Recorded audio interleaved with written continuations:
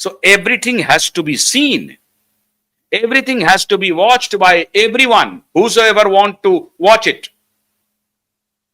So nothing is private in this room. Everything is public. ये justice Chandrachud का already verdict है। क्यों दिशा के लाइव हियरिंग बंद हो गई? क्यों बंद हो गई? ये कौन जवाब देगा? मैं जस्टिस गडकरी और जस्टिस भोसले से आग्रह करता हूं कि please do not stop the live hearing of Disha Salian case. The whole India is watching the case, and the whole world is watching how judiciary functions. And this is our prerogative to be seen. This is our prerogative, that anything which is going on in the court, we must see it. ये हमारा अधिकार है, और इसी अधिकार की रक्षा के लिए सुप्रीम कोर्ट ने अदालतों की कार्रवाई की हियरिंग को पब्लिक किया है। और आप सुनिए, मैं आपको एक और दृष्टांत दे रहा हूं।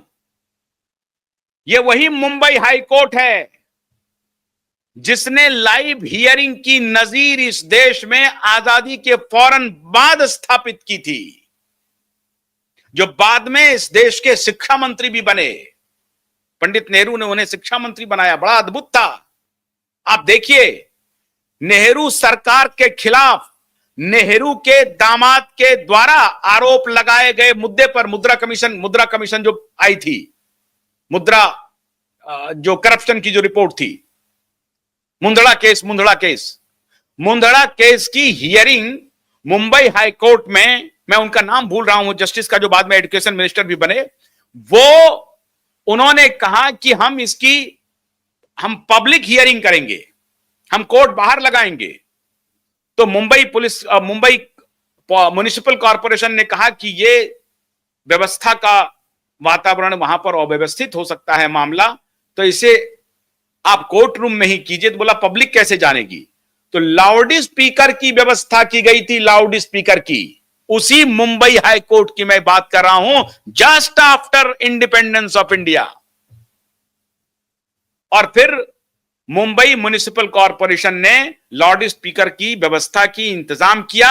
लाउड स्पीकर कोर्ट रूम के बाहर लगे, माइक लगा जज महोदय के सामने, वकील महोदय के सामने, और जो कुछ भी कहा जा रहा था, उस वक्त तो वीडियो कैमरा नहीं था, तो जो कुछ भी कहा जा रहा था उसे माइक पर, उसे लाउड स्पीकर पे, वो जो भोपू होता है बड़ा, उस स्पीकर पे लोग बाहर, कोर्ट रूम के बाहर सुन रहे थे।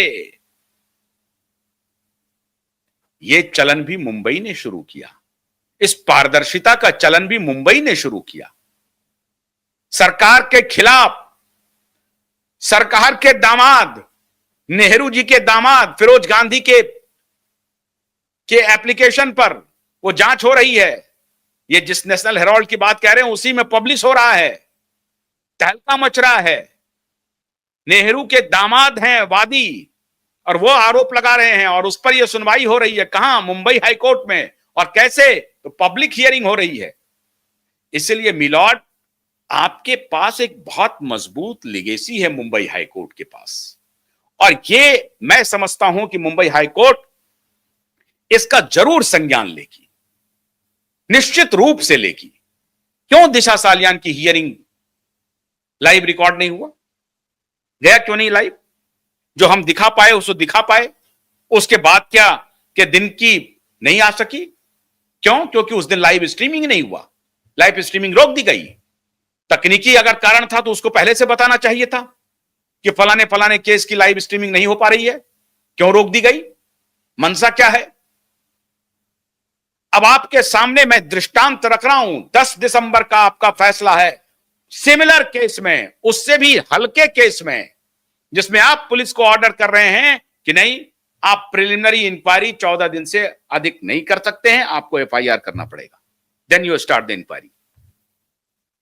यहां आपके सामने भिताप मौजूद है, एप्लीकेशन है, गैंगरेप का है, मर्डर का है, केस लॉ है, सब कुछ है, फिर भी आप सुने जा रहे हैं। देश सब कुछ देख रहा है और क्यूआई नेटवर्क भी देख रहा है।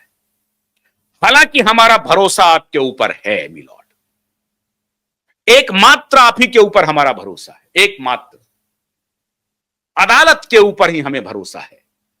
अदालत पर हमें भरोसा है और जस्टिस गडकरी पर भी भरोसा है, जस्टिस भोसले पर भी भरोसा है। लेकिन जब ये इस तरह की कुछ घटनाएं सामने आती हैं तो मन विचलित होने लगता है, कैसा क्यों हो रहा है?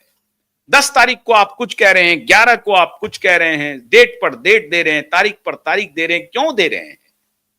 ये सिमिलर आर्गुमेंट है, बहुत ज्यादा डिफरेंस नहीं है। मैंने आपको केस आप ही का ऑर्डर दिखाया है और वही वकील जो आदित्य ठाकरे का है वो दूसरे केस में नीलेश ओझा वाली दलील दे रहा है और अपने केस में कह रहा है कि मुंबई पुलिस की जांच से संतुष्ट है। ये मखौल हो रहा है सर, ये मजाक उड़ाया जा रहा है। इससे खुद को रेस्ट्रेन करने की जरूरत है और माननीय हाईकोर्ट को मैं फिर एक बार आग्रह कर रहा हूं, जो देश आपके ऊपर भरोसा कर रहा है उस पर चलिए। आपका फैसला आ चुका है, ठाकरे गैंग में खलबली मच चुकी है। 10 दिसंबर को जो आपका फैसला आया ना, और उसके बाद जो आप लगातार गिर कर रहे हैं 27 को भी 11 को भी, तो गैंग में खलबली है। बस मेरा आपसे कहना है कि जिस तरीके से 10 दिसंबर को आपने फैसला दिया, आप 11 को भी दे देते तो बड़ा अच्छा होता। या चलिए एक दिन और सही, एक और डेट लग जाएगी, कोई बात नहीं है, लेकिन अगली तारीख पर यह फैसला आप दे डालिए जो आपने 10 को दिया है। पूरा देश देख रहा है और ठाकरे गैंग में इसीलिए घबराहट है। तो दबाव में आने की जरूरत नहीं है मिलॉर्ड, घबराने की जरूरत नहीं है। पूरा देश आपके साथ खड़ा है और आप दबाव में नहीं आएंगे, ये मुझे पूरा यकीन है। 10 दिसंबर का ऑर्डर आएगा, ठीक है, 20-22 दिसंबर तक आएगा, लेकिन आएगा।